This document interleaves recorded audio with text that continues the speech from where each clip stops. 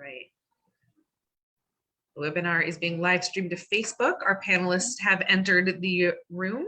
And I guess we're going to start. Chris, are you going to begin with some opening remarks? I will. All right. Good afternoon, everybody, and welcome. My name is Chris Conway. I'm the Executive Director of the West Hartford Chamber of Commerce, and I'm happy to welcome you to the latest in our Colorful Conversations series.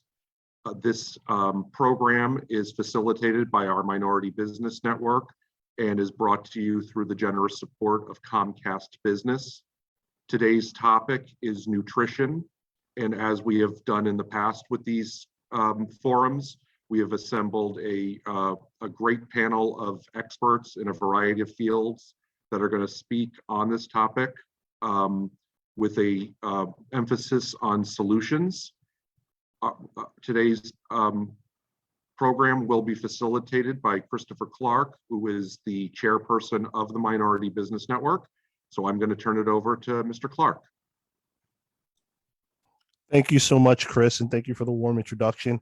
For those of you who aren't familiar with me, I am Chris Clark. I am by day a financial advisor with Merrill Lynch, and I am happy to be the current chairman of the Minority Business Network here under the West Hartford Chamber. And we have an esteemed panel today to talk a bit about the gaps that exist in access to nutrition, particularly in communities of color here in the United States. You know, as we know, there are disparities that exist in so many aspects of American life for people in communities of color, and nutrition is by no means an exception to that rule. So what we'd like to do is talk a bit about some of the gaps that exist, why some of these gaps exist, and have our panels of experts chime in with their relative experience surrounding nutrition, and hopefully walk away with some suggestions as to how we can close these gaps and how we can all help contribute to that. But what I'd like to start off by doing is allowing each of our panelists to take a couple minutes to introduce themselves. And we will start with Jacob Lee. Hey everybody. I am Jacob Lee. I am the former coordinator for the Fern Street Food Ministry, which is a collaborative of 5 food subsidy programs run out of the Unitarian Universalist Church of West Hartford. They've been operating in some form for about 40 plus years, and they've been serving the community throughout the pandemic, and that's when I was working there. All 5 programs are designed to meet some portion of the community need. The Have a Heart sandwich program delivers sandwiches every week down to House of Bread. The community breakfast was designed to be a sit-down sort of social networking while you also get a plate of food for you and your family. We also host the CT Food Share food truck now in the parking lot. We also provide a food pantry the 3rd Saturday of every month, and also provide a backpack program, which works with, I think we're up to 13 out of the 16 schools here in West Hartford to make sure that kids and their families are getting weekend nutritional support. So I'm the boots on the ground guy. That's what I like to see myself as. And so that's a little bit about me. Awesome, and thank you. And we absolutely have to go back to that weekend nutrition point. So I'm making myself a note. Dr. Ferguson, how about you join us and tell us a bit about yourself? Hi, thank you and welcome. Thank you for having me on this very esteemed panel. My name is Dr. Kitsa Huey Ferguson. I am a social justice trailblazer by life, and by day, my day job is I'm principal of Capital Preparatory Magnet School here in Hartford, Connecticut. Our theme at Capital Prep is social justice. And so we have continued to work with, through our students, have continued to work on different social injustices, but food insecurity is one that we have tackled. We've had the backpack program actually at Capital Prep for a time. We have used World Vision to supply our food, boxes of food and necessities for our families. And we have our own school-based community garden. Just small efforts that we're making within the community that we exist to address the issue of food insecurity, because we know the impact that it has on our students. We see it every day and what it does to children developmentally and how it can stunt their potential so early on, and then the lasting impact of that, even when when food does become more secure for them. So I'm happy to be here today and talk about my experiences with child development around nutrition, as a social justice trailblazer, what we are doing, what we want to be involved in, and how we can be more involved in impacting our community outside of our school community, but our greater community. And thank you for having me. Thank you again for joining us. Dr. Martin. Hi, everybody. Happy Thursday. Please call me Katie. Dr. Ferguson, I just love your title of social justice pioneer, advocate, Trailblazer. trailblazer. Trailblazer, Ooh, that's yes. powerful. I love it. I work at Connecticut Food Share, the recently merged food bank of Connecticut Food Bank and Food Share. And I am the executive director of our Institute for Hunger Research and Solutions, with an emphasis on solutions. And I'm really passionate about the issue of food insecurity in our wealthy state and our wealthy country. And I've devoted my career to conducting research on different programs to try to identify more systemic and long-term solutions to food insecurity. And I have the pleasure right now of not only working with food pantries and agencies here in Connecticut, but a lot of our work is national. So we work with Feeding America, other food banks and food pantries around the country to identify better practices for addressing food insecurity. And we learn a ton from others and then try to bring that back home here in Connecticut. And I was pleased a year ago, I wrote a book that was published March 9th. So we're approaching the 1-year mark. It's called Reinventing Food Banks and Pantries, New Tools to End Hunger. And it's exciting. It's been out about a year and it's exciting to see the impact that it's having. And it's about a paradigm shift. So the work that we do through our institute and what I wrote about in my book is how we can think differently about the issue of hunger. It's my firm belief that it takes more than food to end hunger. It's rooted in systemic inequalities. And I'm excited to be talking about that with everybody here today. So thanks for having me. We're excited to have you, Katie. So thank you for joining us. And last but by no means least, Dr. Cooksey. Good afternoon, everyone. So excited to join today's panel and looking forward to a fruitful, productive conversation. I am Dr. Kristen Cooksey Stowers. I'm an assistant professor of health disparities at UConn Allied Health Sciences and the Rudd Center for Food Policy and Obesity. And my work focuses on both dismantling structural racism in the food banking system and also in the built food environment. So I have done a lot of work in food pantries in the state of Connecticut, actually having had collaborated with Katie as a postdoc on the SWAP system, but since sort of moving forward in my work to really look at a national level in a project we collaborated with Feeding America to look at what are food banks doing to advance health equity and racial equity in particular. And so to get a sense of what are the innovative strategies, what are the barriers, and how inclusive are at this point in the journey, if you will. The other key area of my work focuses on food swamp neighborhoods and I bring a lot of environmental justice and policy implications and frameworks to that work because my work has showed that Black and Brown folks are disproportionately living in food swamp neighborhoods, which are areas that are inundated with unhealthy food retail relative to healthier alternatives.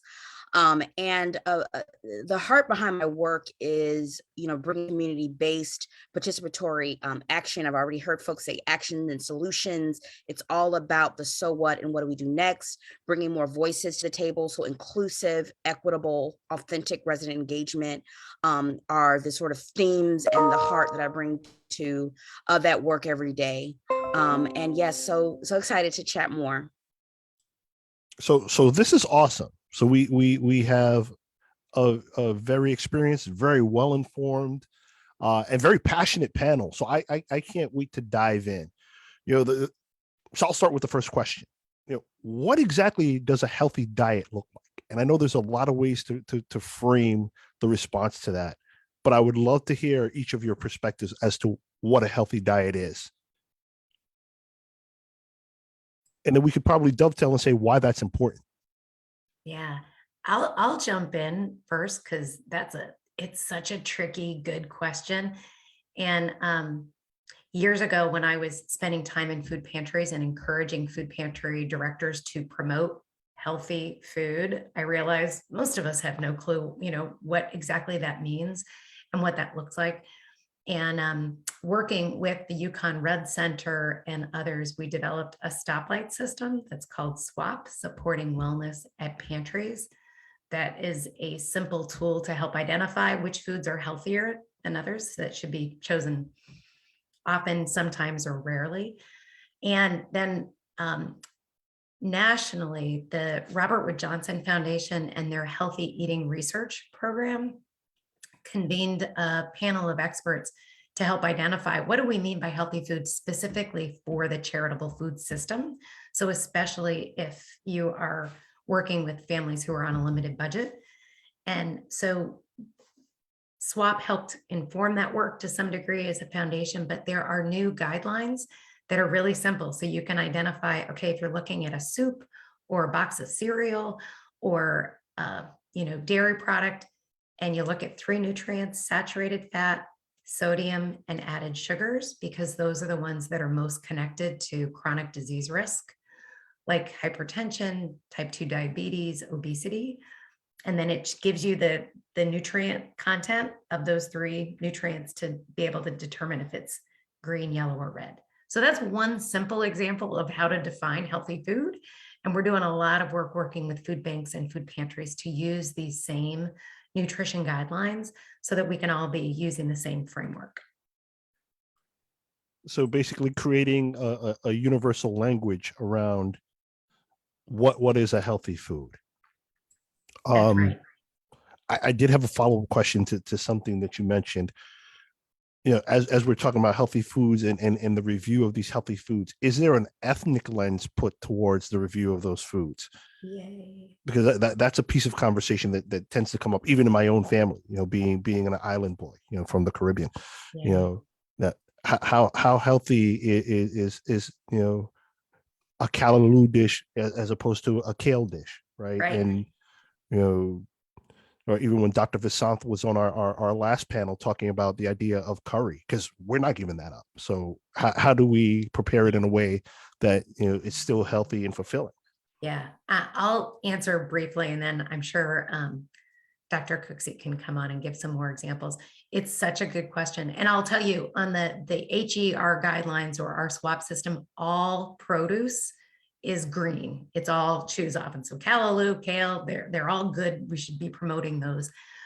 There's a lot of emphasis nationally in gathering feedback from neighbors, from local community folks about their cultural food preferences to better inform the work or the food that we have in our food pantries and our food banks.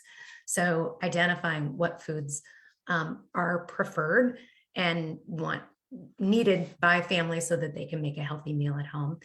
When we were developing the criteria for the HER guidelines, we intentionally decided not to rank condiments that are sauces and other flavorings that often create that cultural, taste and feel of a food. And we said a lot of those sauces and extra flavorings can be choose rarely foods. They often are high in saturated fat, sodium, and sugar, but we want to promote people cooking from home. We want people to be able to have something that tastes like, their home cooking. So a lot of good energy going towards how do we determine cultural food preferences. Well, thank you so much for that, Katie. Did anybody else want to chime in a bit? Yeah, just to add to Katie's points, I think that a big part of determining what's healthy, obviously the nutrient density is a big part of it. And I think the swap system and other systems are, really being innovative in terms of quick cheat sheets. How can you tell? Because nutrient information is confusing, to make that easier. But we have a lot more work to do and a lot of opportunity to be as intentional about marrying that nutrient dense focus with the cultural preferences, and also to add other layers of diet restrictions. What is the doctor prescribing, and so when we get into the weeds of not only ethnic preferences, there's also the concern of, well, what if you're a racial ethnic minority and you have diabetes, or your doctor is saying to be careful in certain things?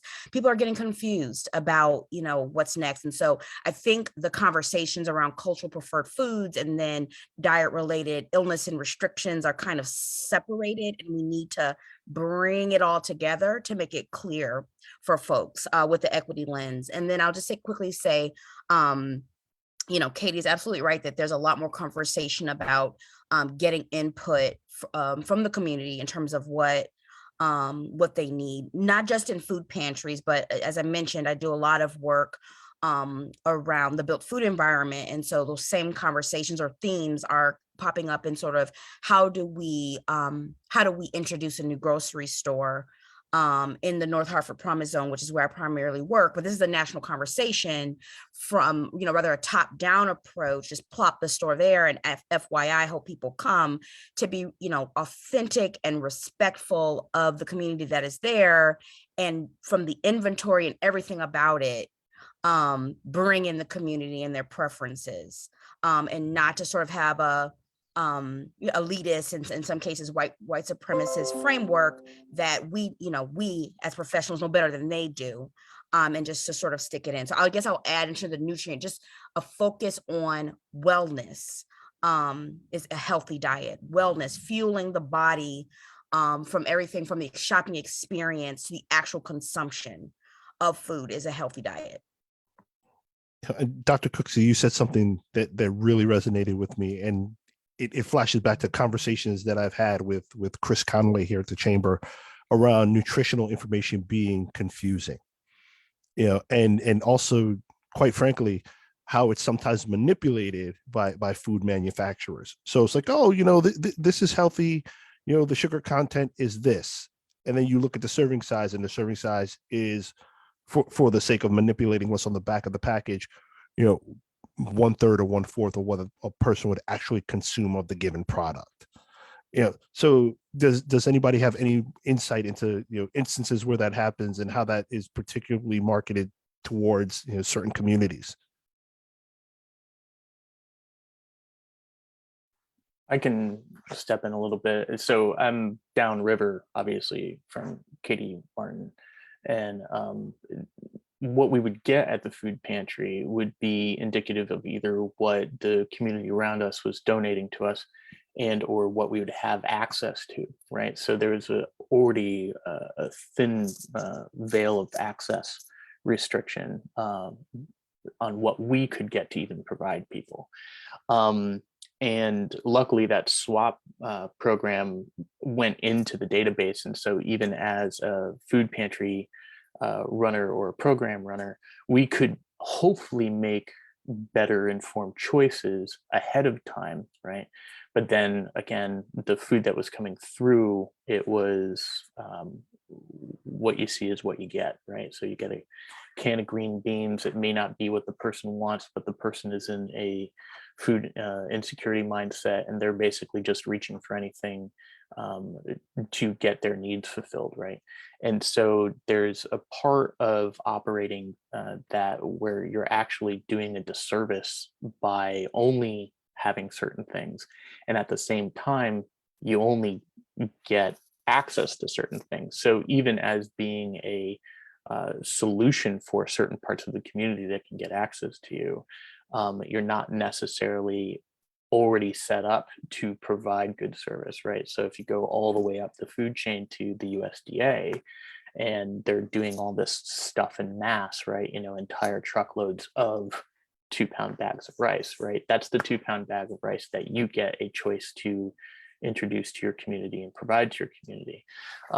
And so, you know, having a program that is in a good place financially allows you a little bit more flexibility, but at the same time, that's more burden and then more asking. And so, yeah, unfortunately, I think we don't get enough complaining at the programs that I was working at. You would get certain cultural choices around like rye bread, wheat bread. And we got to a point where so many people were starting to make their own choices based on what we were providing that we have a give back table, right? So people could unpack the stuff that they wanted, but that's kind of a rarity from what I've seen.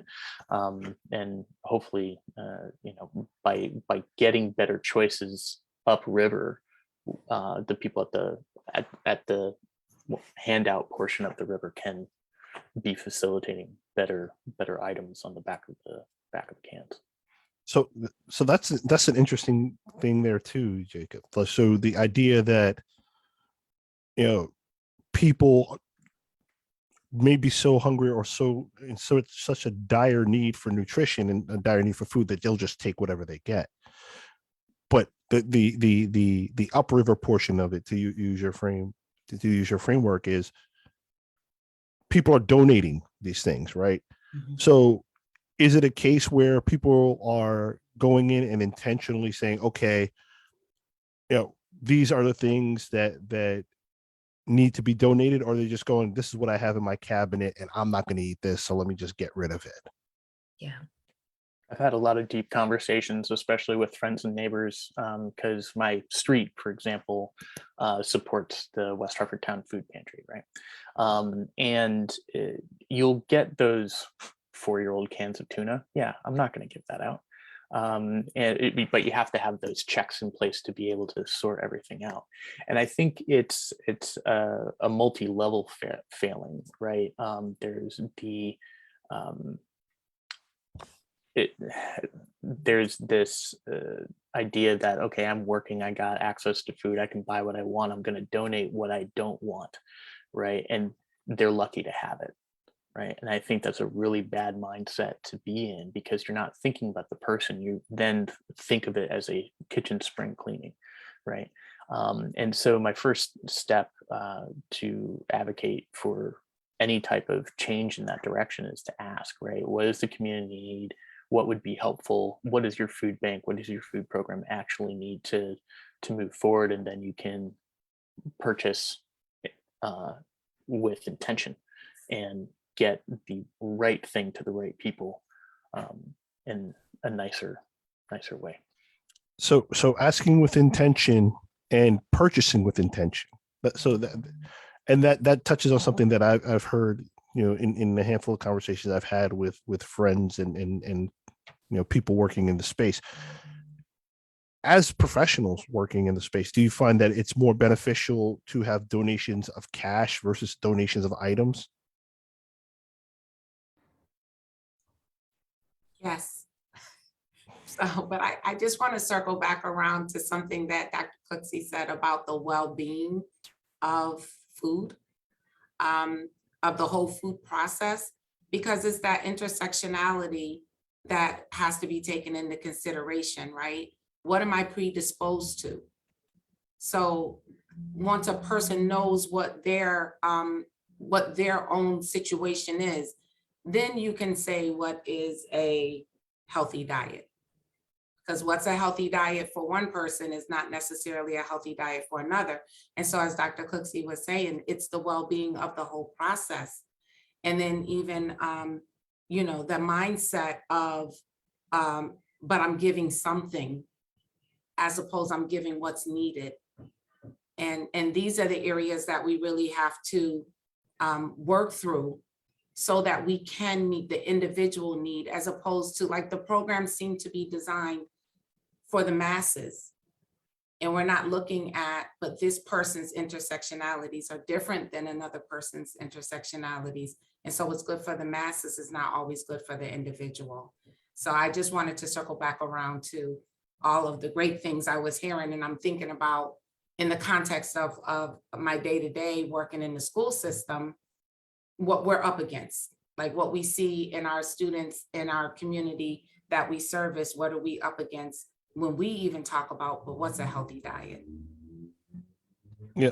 So you lead us to a great point in the conversation, because we always hear, you are what you eat. So how do we expect, people, particularly children, to flourish when they're hungry or they're malnourished? And what are some of the things that you're seeing in the school system in terms of the impacts of a lack of access to food? Yeah, so obviously everything has been exacerbated since COVID, right? So whatever level we were at before, now it's times 1,000.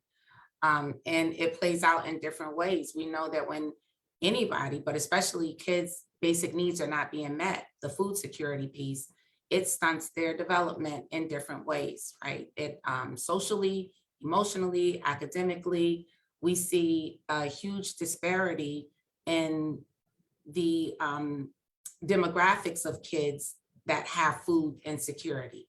And then we see how that plays out as they move along academically, and students start to, the disparity and the discrepancies between what kids are actually performance level against their peers, right? And even I can look at it, my school versus another school, and where is another school situated, and who's the student population enrolled at that school. So all of those things play out. But since the pandemic, we see even more, the needs are far greater, far more severe. School is a place of stability for all of our kids. It creates that structure and predictability that students need to flourish. So I know I'm gonna come, 5 days a week, I'm gonna get 3 meals while I'm at school, breakfast, lunch, and I'm gonna get a snack at the end of the day. And they can count on that, even if they don't know what's gonna happen when they go home, or, what level of food, if food, when they get home. And the pandemic has taken that security away, and all of the programs that were in place to help mitigate the lack of food or the access of food, they all did great work, but we know that it wasn't enough, and that a lot of families went hungry, and a lot of families are still going hungry because the access hasn't been rectified, but really it was never complete to start with. So we have more behaviors this year. Students just needing to, not sure how to express themselves, not having the social skills anymore to express themselves because they've been isolated for a year and a half or so. We have beefed up what we're offering for breakfast and for lunch, and trying to provide hot breakfast. But the catch up, it's like you never really recoup what you lost in the nutrients that help with the development of students. So it does, we see it manifesting itself in many ways here at school. And, I'm interested to know, how do we put our children in a position to be successful, to overcome the developmental delays that might have occurred, the social delays? How do we get them back into a good place so that we can get to ground zero and start talking about, well, what does a well-balanced diet look like for individual populations? It's wild, right? I had a conversation recently with a friend of mine, Peter Mutabazi, who's been making the news as a foster father, and his recent desire to adopt and foster more and more children, based out of North Carolina, but originally he's from Uganda, and he spent a handful of years. Not a handful. He spent roughly 6 years as a street child in Uganda, and he talked about food insecurity in Uganda, and he talked about finally finding a patron, basically somebody who was a good Samaritan and took him in, and the thing that got him to go to school and to to leave this lifestyle, which was a dangerous lifestyle, but it was the only lifestyle he had known, was the availability of food, the availability of having 3 square meals a day, and how impactful that was for him. And then you fast forward and you look at this situation here, and you think of people's ideas about, Connecticut in particular. I can say, growing up in New York, our mindset was, oh, Connecticut is where all the rich people live. And it wasn't until I got here, and we're talking almost 20 years ago, and looking at a conversation I was having with someone at I believe it was United Way at the time, and back then Connecticut was second behind Mississippi regarding the number of children below the poverty line and in suffering from food insecurity. So a lot of us don't even really realize the impact that food insecurity has in our own state. I wanted to touch on 2 things that were mentioned, because we've used a couple of terms. Food insecurity, we've touched on a little bit, but clarification on food swamps and food deserts, and what exactly they are. What are the differences? Sure. So the USDA probably in 2008, 2009, it's actually a term from Europe. And it defines an area that is lacking a grocery store.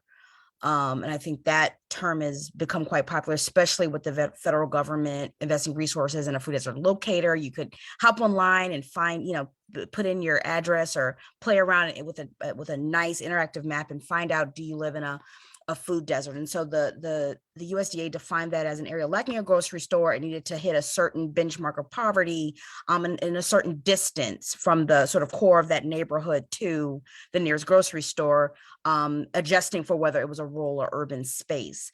I actually was an economist intern when the food desert locator launched, and I was fascinated. And of course, I jumped on there and found my childhood home on the south side of Chicago, where I was born and raised.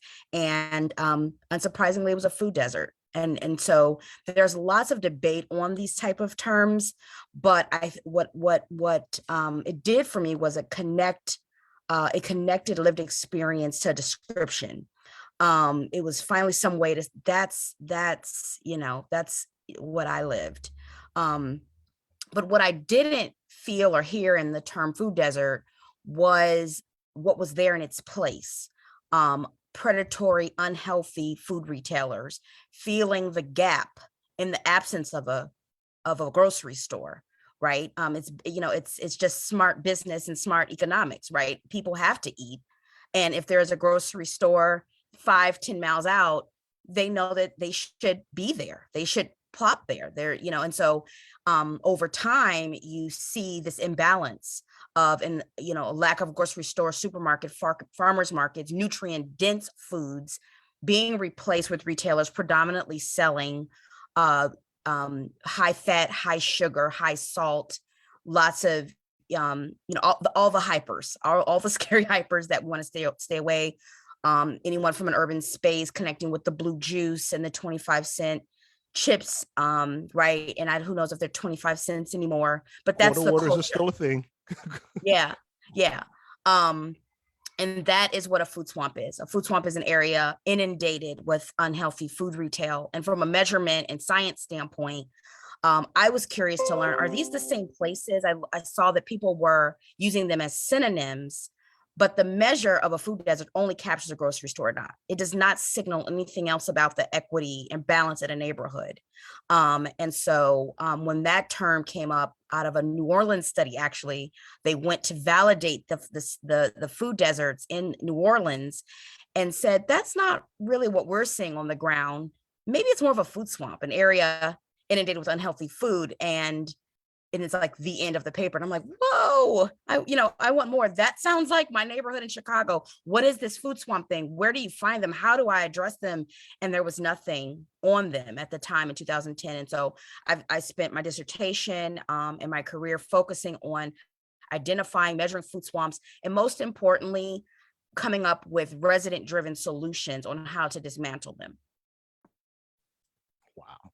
So, yeah, I would love to have you, and I hate to pick on you, Dr. Cooksey, but I would love to have you expound a bit more on the idea of predatory food. And please, anyone else jump in, because that hit my ears and I was like, oh, and I thought of examples from my own childhood. Like we weren't exactly a food desert. We had,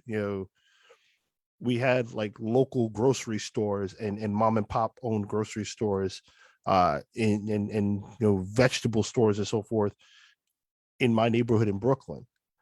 But we also did have examples of those things that you talked about, the quarter waters, as we call them, like the 25-cent miscolored, not identifiable in nature beverages. In those, yeah. Or or I remember being a kid sitting around with my friends and there was like a brand of soda that I can't even recall the name of. Oh, you know what? It was Tropical Fantasy.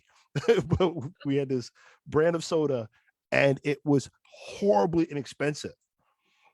And we were just sitting around one day, like one of my buddies had one, was like, how can they make this and make it so cheap? And then the rumor came around that it was like, some sort of like poison thing that they dropped in the hood and stay away from it. But to a degree, that was not inaccurate. Right, it wasn't inaccurate. So I would love to hear your thoughts on what exactly these predatory behaviors look like and what the goal is. Yeah, so I'll jump in quickly and then shut up so others can chime in.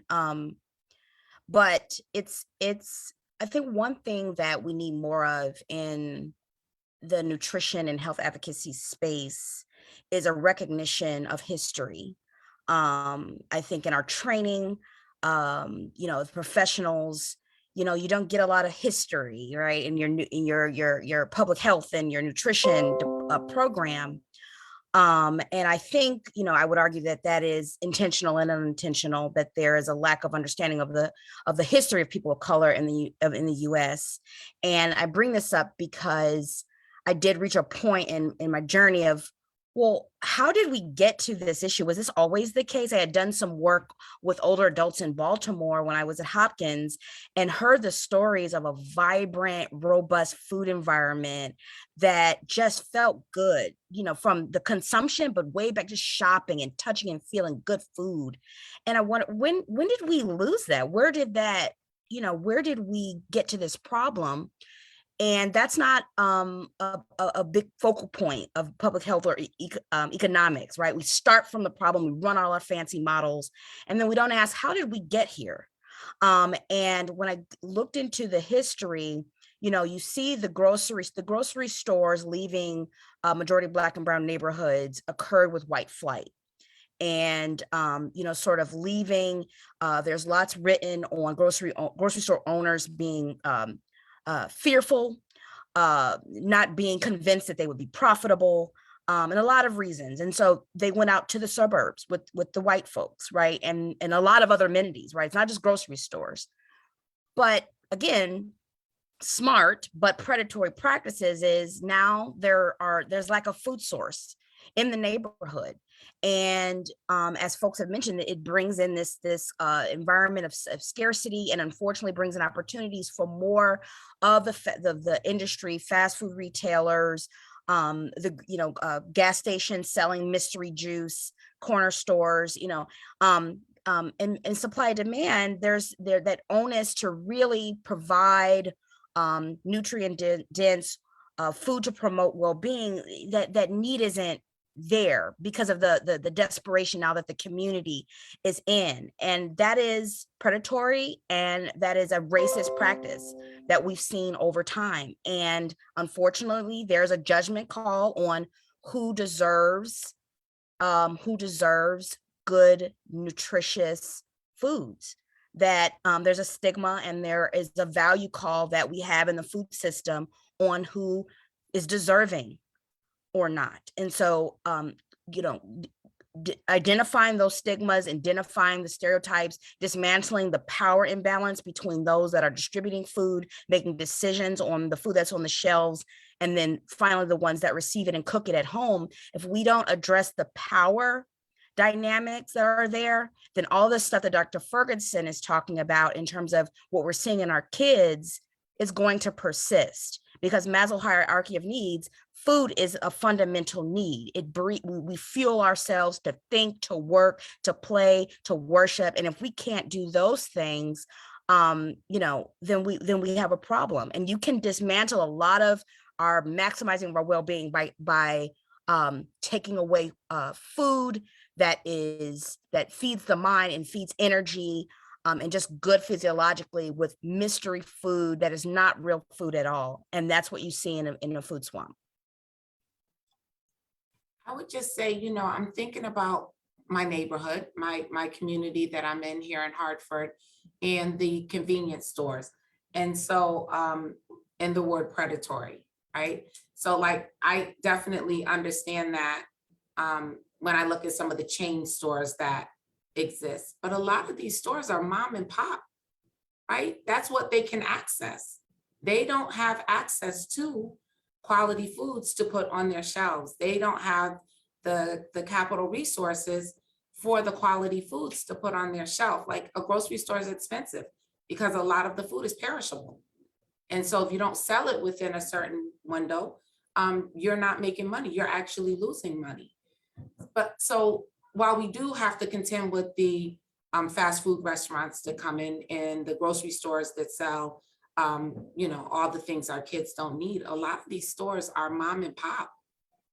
And it's, they consider themselves doing a service to the community because they're bringing something to the community. And it's also their economic stability, right? So perhaps they've been pushed out of the workforce, or they're tired of the workforce, or whatever it may be. And here's a way that I can contribute to the community, and I can also be self-sufficient and take care of myself economically. And so that's part of that.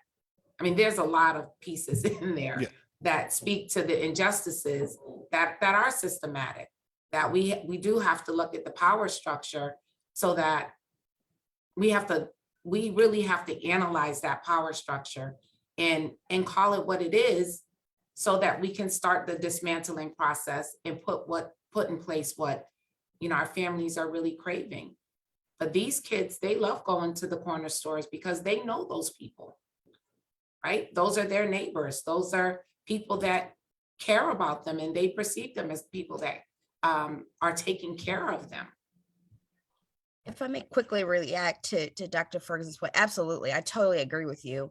And I wanted to just add to this something that my co-panelist Jacob Lee mentioned, which is this idea of levels in the system. And so I think that's the way that I think about these issues is it's not to to pick on the downstream, because I think food pantries are in the same boat as the corner stores and those smaller businesses, just trying to meet a need, but yet, and there are great opportunities for that. But then when you look at the research on corner store owners, like food pantry directors, they feel stuck between a rock and a hard place sometimes, between wanting to do good things and then being limited to what's upstream. And so it's not to pick on the small business and the mom and pops, though there are issues in both food pantries and in corner stores that we need more dignified shopping experiences. People, there are cases where I know back home in South Side Chicago, where I'm from, most of the corner stores have, glass between them and the owner. So it's, totally, I think it's both and there's great experiences, but we also still have folks that, that need more support upstream to dismantle some of those stigmas. Let's take the glass ceilings down, and what about what's happening with the bars. And I think that part of it goes into economics, a lack of inclusion and opportunity for people of color in that same community to provide, to become a small business owner in their own community. And so that connectedness is part of it. So if you're marginalized out of economic opportunity, you're also marginalized in food. And there's a disconnect between the owners of those stores sometime and the actual community that, unfortunately perpetuates a disconnect and cultural disconnect. And so I just wanted to hop in there to clarify, I'm passionate about corner stores like food pantries, and that I think it's about systems conversations.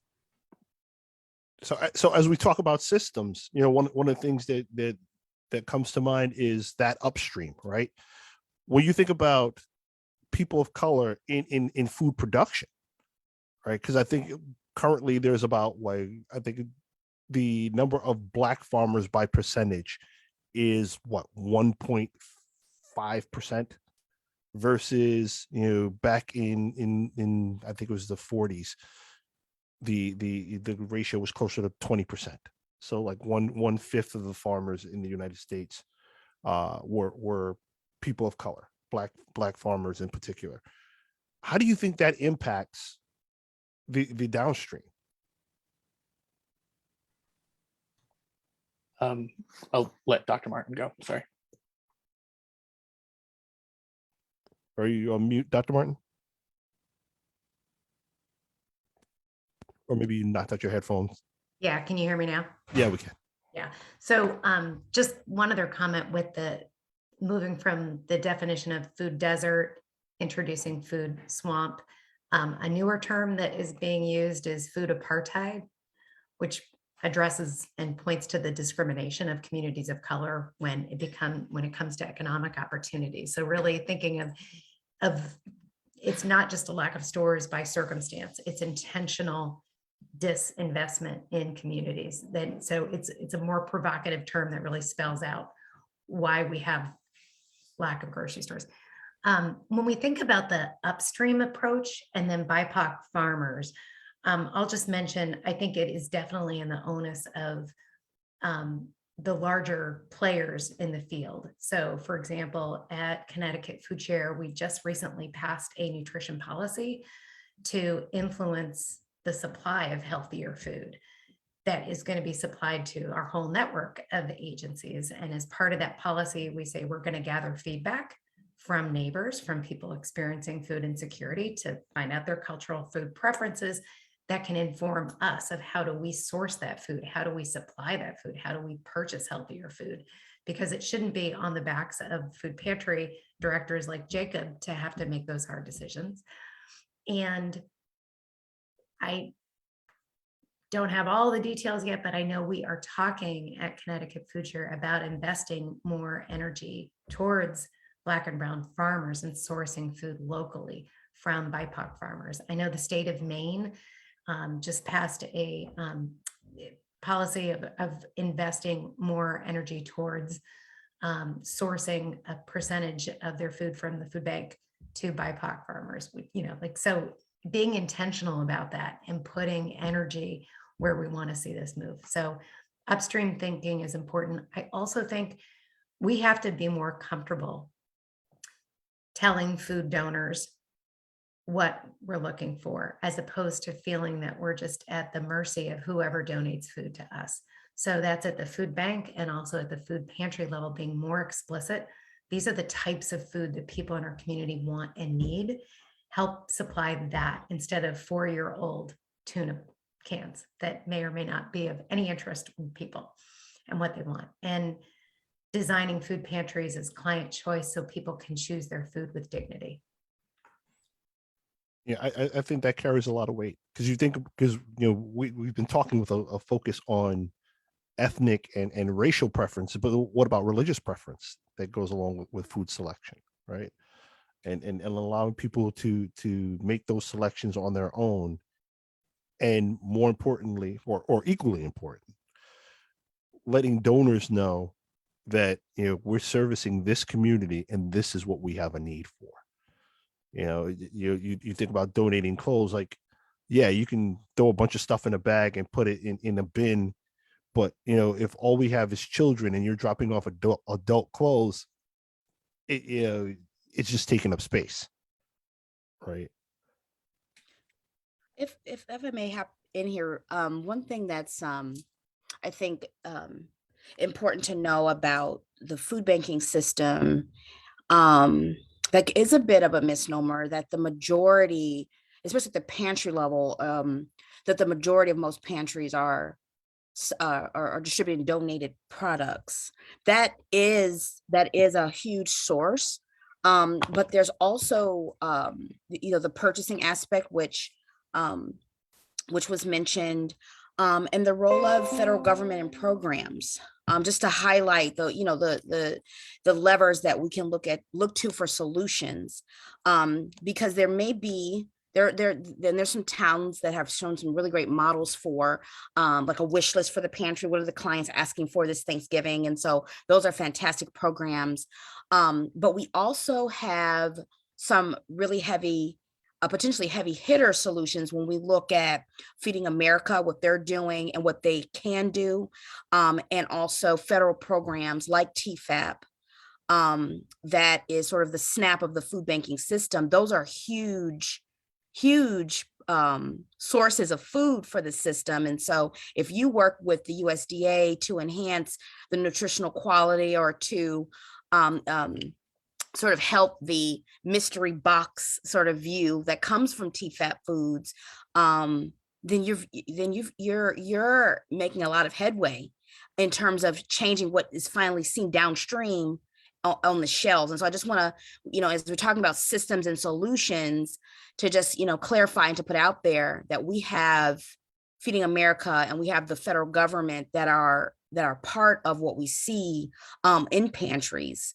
And it's important to think about those opportunities there for policy and advocacy, really for all of us, right? As we do our day-to-day work of distribution, to not forget that we can advocate and influence policy. And, of the USDA, the Farm Bill has a big impact on what we see in our system. And so to not forget about those downstream, those upstream factors that drive downstream availability.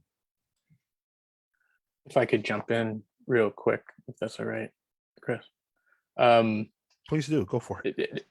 Just to piggyback on what Dr. Martin, Dr. Cosley, and Dr. Ferguson have been talking about, I definitely have been resonating more with the diagnosis of food apartheid, right? It's the deliberate thing that's connected to zoning, moving, white flight, people taking the resources out of communities.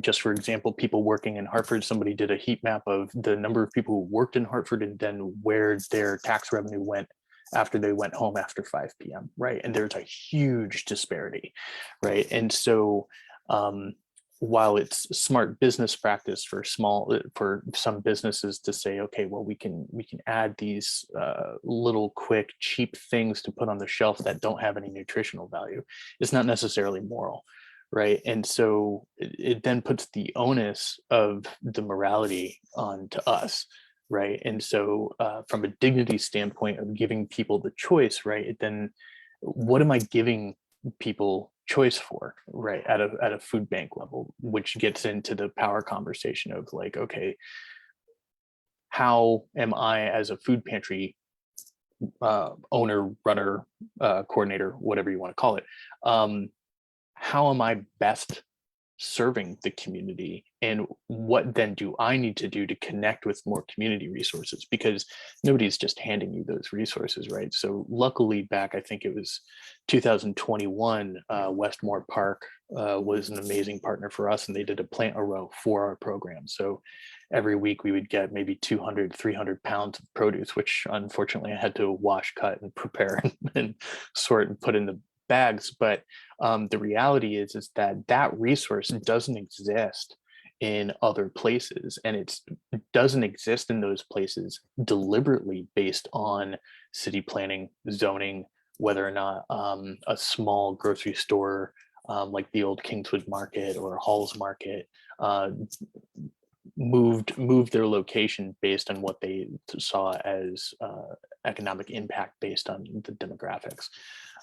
So the access is deliberately built into bus lanes, public transport, whether or not Ubers will go into certain locations. And it also impacts whether or not I'm going to have access to farmers of any ilk, whether people from over Avon Mountain are going to be willing to come and deliver and distribute, whether I have to buy that versus whether it's free.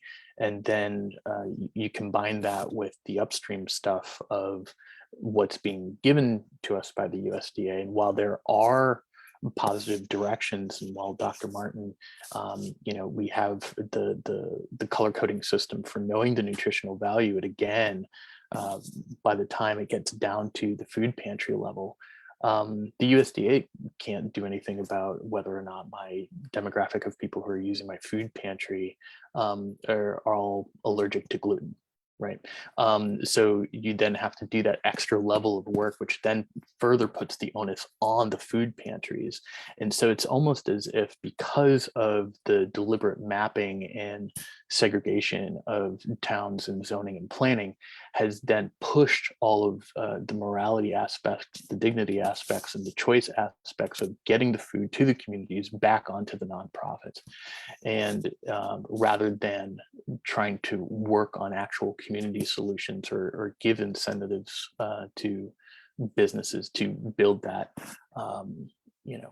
store or market, or help people with small business loans, things like that. I mean, there's a lot of different solutions in that space, right?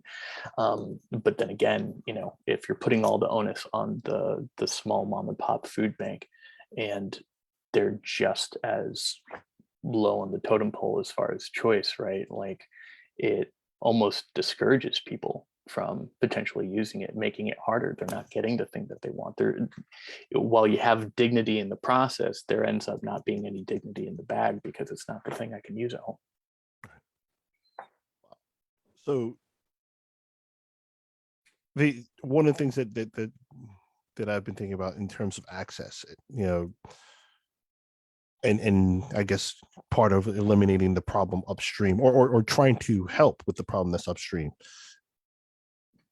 education and access to growing your own produce, right? What are some of the limitations that you found, particularly in the areas and in the communities you serve?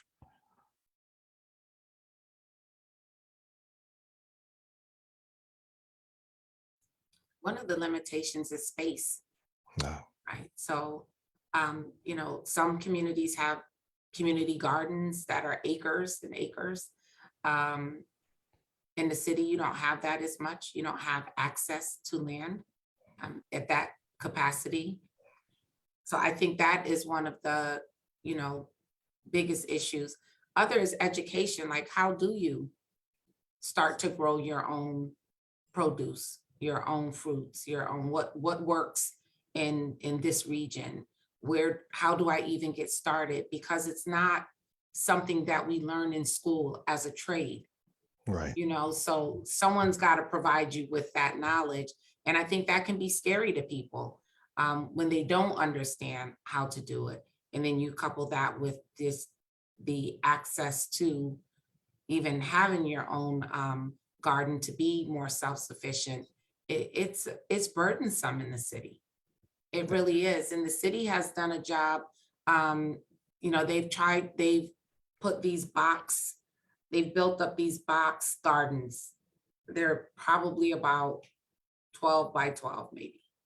And they're on the streets, and you can, plant the seeds and everything. They're not secure.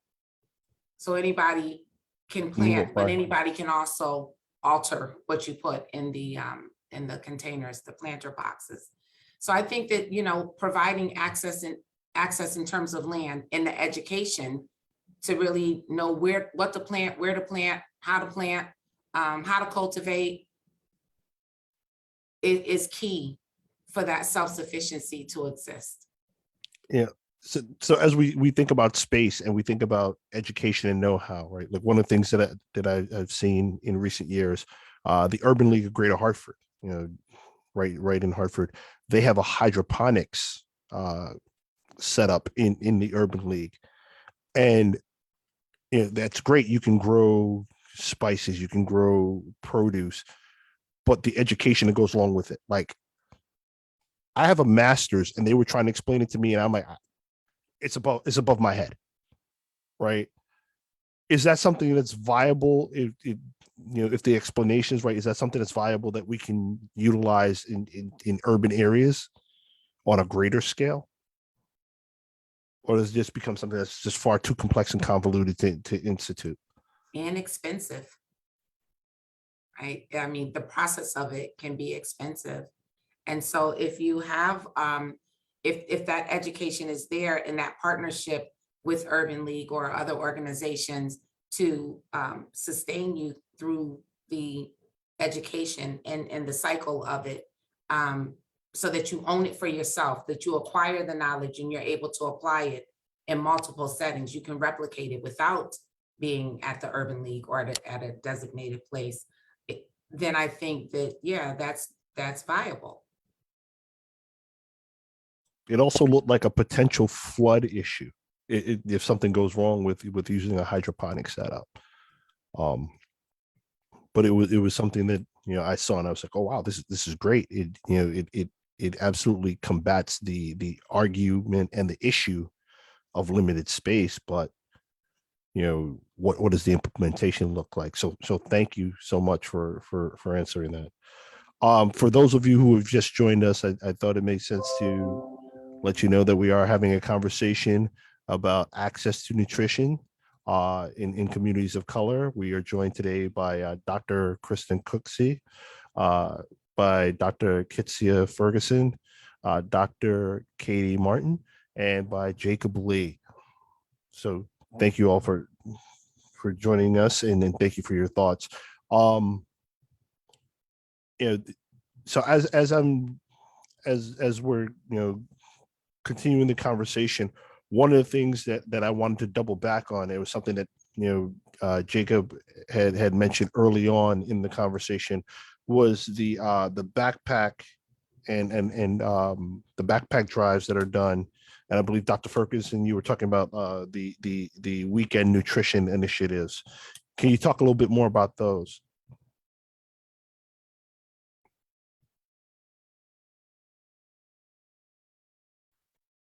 I can talk about the way that our program currently functions at the Fern Street Food Ministry.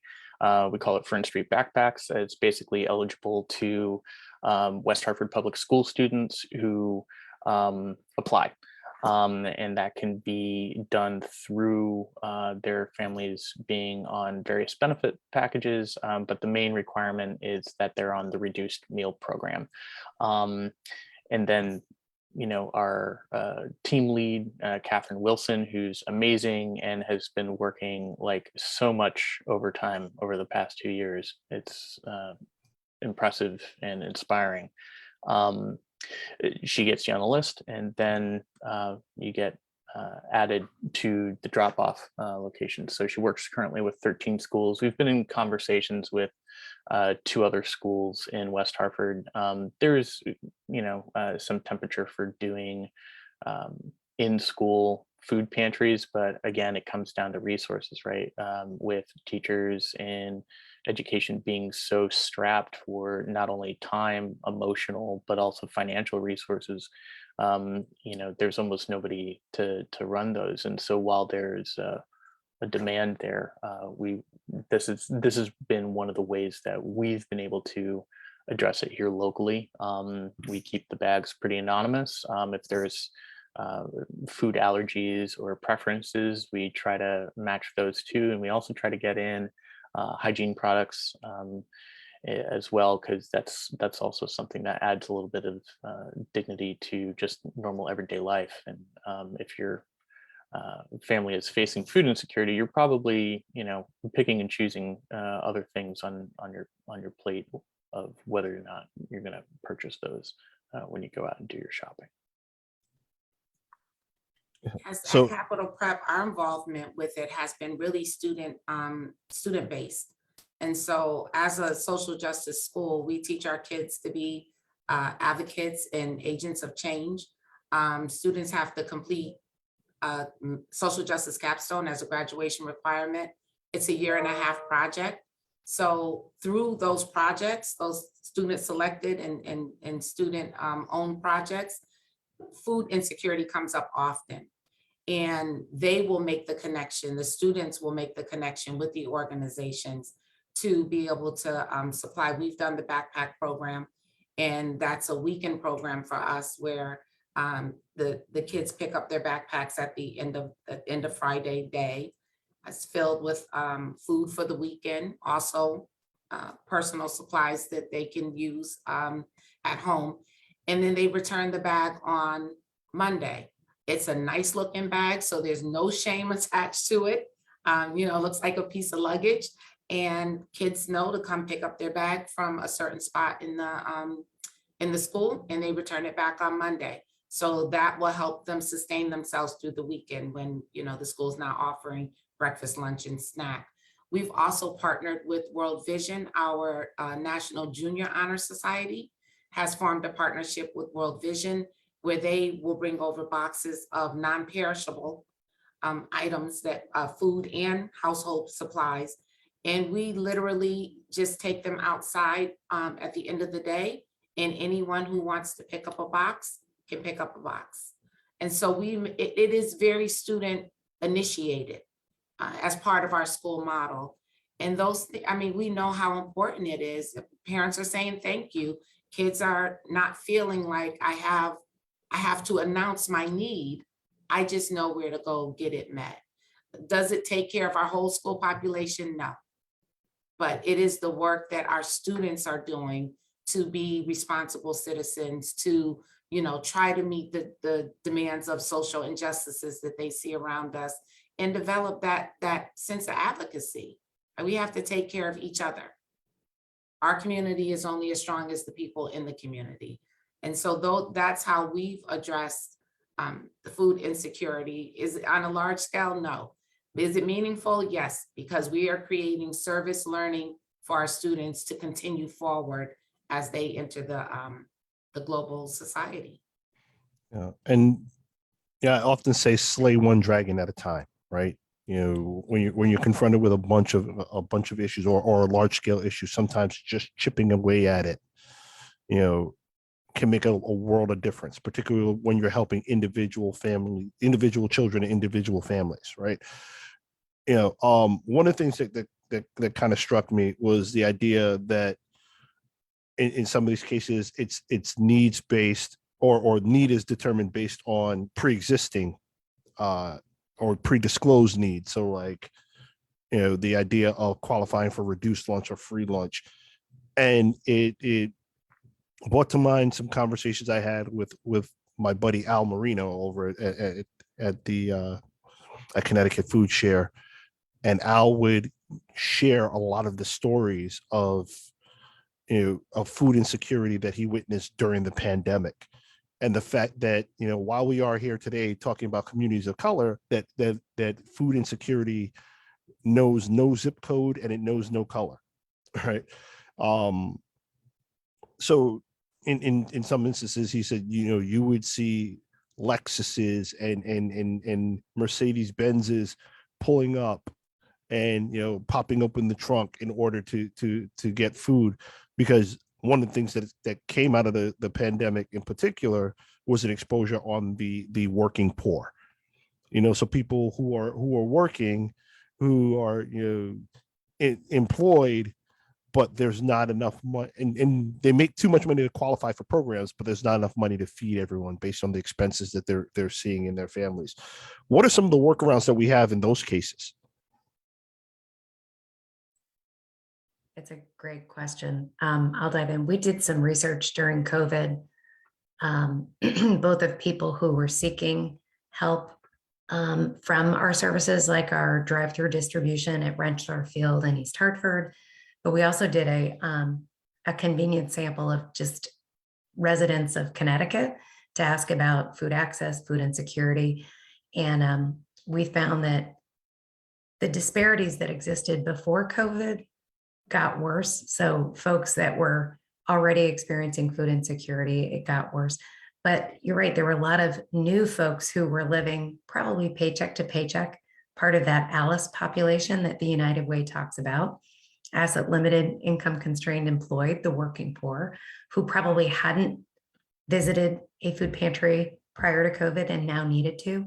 I think it's our opportunity now to do some different type of communication, promotion, social marketing of our work to destigmatize asking for help. And I think we have an opportunity because people can relate to the fact that so many people had their jobs cut out from underneath of them by no fault of their own. It kind of normalized, the struggles, the challenges that any one of us could have faced during COVID. And my hope is that we can use this time to highlight stories of people who sought help. I've heard, kind of like Al does, we've talked with folks who said, I never thought I would ever need to go to a food pantry. Or I spoke with a woman who was getting food at the drive-through distribution who said she had always contributed, donated to Food Share, but she didn't really know where the money went. And now she was experiencing it on the other end. It's humbling, right? How do we share the story so people don't wait until it gets really bad before they get help? Because that's often what happens is people feel like that's for somebody else. It's not for me. I'm doing okay. It must be, I want to make sure that other people get the food. We need to message more that there's plenty of food for everyone. And we need to make people feel more comfortable that they can seek help when they need it. That's huge, right? That is absolutely huge. The fact that we do have the resources to go around, there's no shame in asking for assistance. And, realistically, when you look at the data, they say the average American is one unexpected $400 or $500 expense away from catastrophe, right? And like many other things, the 2 years that we spent in this pandemic has highlighted that, people losing jobs, people leaving jobs, people having unexpected healthcare expenses that can completely alter your family's financial trajectory. So in addition to the backpack program, and the weekend programs, what other resources are available for people who are experiencing food insecurity? Particularly here in Connecticut. I mean, there's absolutely tons. 211 has been a giant resource for us, 211ct.org. You can even run an assessment for somebody who's asking for help to find them more resources on other things such as, energy or help pay for heating oil, things like that. And there's various community homes, South Park Inn for people who are experiencing homelessness. And each community, the big thing to know is that each community in Connecticut is completely different, right?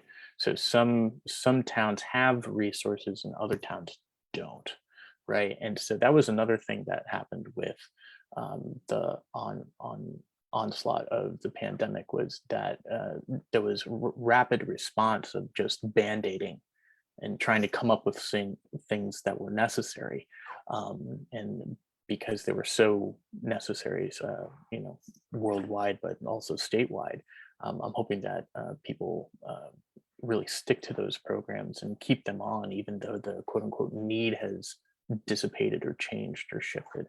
But those are always my big two things: 211ct.org. And then I personally, some of them might be on the call, but I personally think that the Department of Social Services here in West Hartford has been doing a really amazing job trying to route people to needs that they they might have. I would also stress CT 211 is the go-to. Also helping enroll folks in federal food assistance programs. So SNAP and WIC, school meals, summer meals. We should start thinking about outreach for the summer meal programs that are available and are such a great resource, but underutilized and kind of our best kept secret. So Connecticut Food Share has a SNAP outreach program. So folks who are interested in enrolling in SNAP, they can talk with somebody and do that application over the phone. But there's a lot of additional outreach, and 211 helps to guide you in those directions, but other avenues for taking advantage of the federal food assistance programs. And what would be the big differences between what we have locally and the federal programs? Well, they're federal programs that Federally are funded. then operated here. So Oh, okay. like SNAP is what we used to call food stamps. So it's it's run by the USDA, but it's operated here locally. So if you enroll in SNAP, then you can use your SNAP dollars, your card at most every grocery store. So the WIC Women, Infants, and Children program is a phenomenal federally funded program, but operated here locally. Okay, so you register on a federal level, but you have access to utilizing the benefits here locally. Absolutely. And it Yeah. brings federal dollars into our local communities and feeds the local economy. The one additional question, and I'm sure this is on the minds of everyone who's listening to this and watching this, what can people who have the means to help do to help? Because I am a firm believer that we get a lot more lifting done when we all live together, right? And when I think about the West Hartford Chamber, that's one of the things that we do very well. We do come together, we do support each other, not just to do more and better business, but in order to help ourselves thrive as a community. So when I think about food insecurity, I know that everyone who's listening or who's happening to tune into this after the fact is going to go, wow, this is impactful, this is meaningful. What can I do? So just to jump in here, I think a big part, I always go back to Maslow hierarchy of needs and sort of the principles of food justice. Those that you said are more economically sound, or I would also add, are in positions of power and privilege. One of the important things to do is to elevate voices of those that are being oppressed, and then pass the mic and get out of the way, and be okay with relinquishing that power to the folks that have that lived experience. And I say that bluntly because I am a woman of color. I'm from a humble background, but in my friends and colleagues, so we sort of say to each other, check your privilege. At this point, I am now a PhD, and I'm affiliated with UConn. And that gives me a position of privilege to speak out for folks. But what's important to me, heart, mind, and soul, is that platform then is used to elevate the voices of people that are experiencing something that I experienced as a child, but I'm not experiencing now in my day-to-day, which is being food insecure. And that's important as we address policy and advocacy, because those are the big hitters for addressing this problem.